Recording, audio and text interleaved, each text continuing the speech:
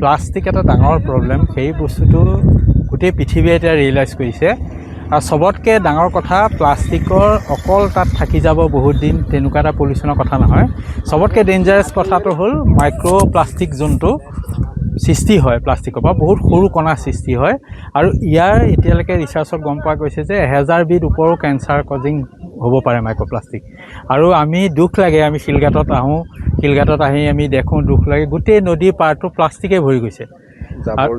জাবৰ জোঁথৰ আৰু বিশেষকৈ প্লাষ্টিক আৰু বিশেষকৈ পানী বটল আৰু ডিছপ'জেবল যোনবিলাক আমি মেটেৰিয়েল পাওঁ মানুহে খানা খায় বা কিবা খায় গোটেই ব্ৰহ্মপুত্ৰতে পেলাই দিয়ে আৰু শিলঘাট মেলাৰ সময়ত এইটোতো একেবাৰে ডাবল হৈ যায় পলিউশ্যনটো মই ভাবোঁ যে ইয়াত বিশেষকৈ কৰণীয় কাম আছে ইমান ধুনীয়া জেগা আমাৰ শিলঘাট জেগা তে এই জেগাটোত আমি যদি ভালকৈ নাৰাখোঁ প্লাষ্টিকটো ধুনীয়াকৈ নাৰাখোঁ এটা সময়ত এনেকুৱা হ'বগৈ যে আমি যিবিলাক এতিয়া নগাঁও বা আমি ডাঙৰ ডাঙৰ চিটিৰ মাজত আমি দেখিছোঁ এৰিয়া নদী সেইবিলাকৰ নিচিনা এৰিয়ালৈ আমাৰ ৰূপান্তৰিত হ'ব মই সেইকাৰণে এপিল কৰিম যে শিলঘাটৰ উন্নয়নৰ যোনখিনি আছে মানুহ আৰু প্ৰমিনেণ্ট মানুহখিনি তেওঁলোকে কিছুমান ছিষ্টেম কৰক যাতে মানুহে ইয়াত নেপেলাওক আৰু সেই গোটেই বস্তুটো জ্বলাই দিব পৰা বস্তু জ্বলাতকৈও মানে কিছুমান বস্তুলৈ কনভাৰ্ট কৰি দিব পাৰি আজিকালি ৰিচাইকেল হয় প্লাষ্টিকটো তেনেকুৱা এটা ব্যৱস্থা কৰিলে মই ভাল হ'ব বুলি ভাবোঁ হয় ডাঙৰ কথা প্লাষ্টিকটো হ'ল বহুত বছৰ থকা বস্তু আৰু প্লাষ্টিকটো এনেকুৱা এটা বস্তু বিশেষকৈ অকল হেল্থৰ কাৰণে কথা নহয় জৈৱ বৈচিত্ৰ্যতাৰ কাৰণেতো ডাঙৰ এটা প্ৰব্লেম বিশেষকৈ যদি সি পানীত যায় পানীত গ'লেতো আৰু প্ৰব্লেম আমাৰ এতিয়া শিলঘাটত আমি শিহু দেখোঁ আৰু বহুত এনেকুৱা আমি দেখিম যিখিনি বস্তু প্লাষ্টিকখিনি